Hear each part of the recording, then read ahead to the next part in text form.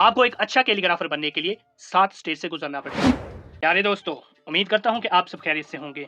आज की ये वीडियो बहुत ही इंटरेस्टिंग होने वाली है, क्योंकि आज मैं आपको वो तमाम टिप्स बताऊँगा जिससे एक बड़ा कैलीग्राफर बनता है और उस कैलीग्राफर की शुरुआत कहाँ से होती है और उसकी आखिरी स्टेज क्या है।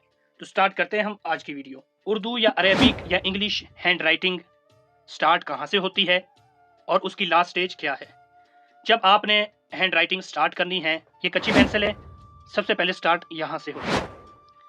फिर उसके बाद आप पेन यूज़ कर सकते हैं। जब पेन की मशक हो जाएगी, सिंपल पेन है गोल, तो फिर आप कट पेन यूज़ करेंगे। ये कट पेन है। फिर उसके बाद पेंसिल वगैरह यूज़ कर सकते हैं। फिर कट मार्कर 604 है ये। फिर कट मार्कर 605 का यूज़। फिर लास्ट में आप ब्रशेस वगैरह यूज़ कर सकते हैं। आपको एक अच्छा कैलीग्राफर बनने के लिए 7 स्टेज से गुजरना पड़ेगा। कच्ची पेंसिल की प्रैक्टिस स्टार्ट यहाँ से होती है और लास्ट स्टेज इसकी ब्रश वगैरह पर आ जाती है। ब्रशेस जितनी भी होती हैं, ऑयल पेंट के लिए भी और वाटर कलर पेंट के लिए भी, या ऑयल ऑन कैनवस, जो कैनवस पर बनाई जाती है पेंटिंग या कैलीग्राफी की जाती है, तो वो ब्रशेस की वजह से होती हैं।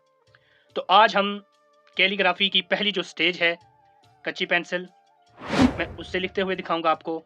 फिर पेन से सिंपल, फिर कट पेन से, फिर बॉयल पॉइंट से, फिर कट मार्कर 604 से, फिर कट मार्कर 605 से, और फिर ब्रशेस की मदद से आपको लिखना सिखाऊंगा।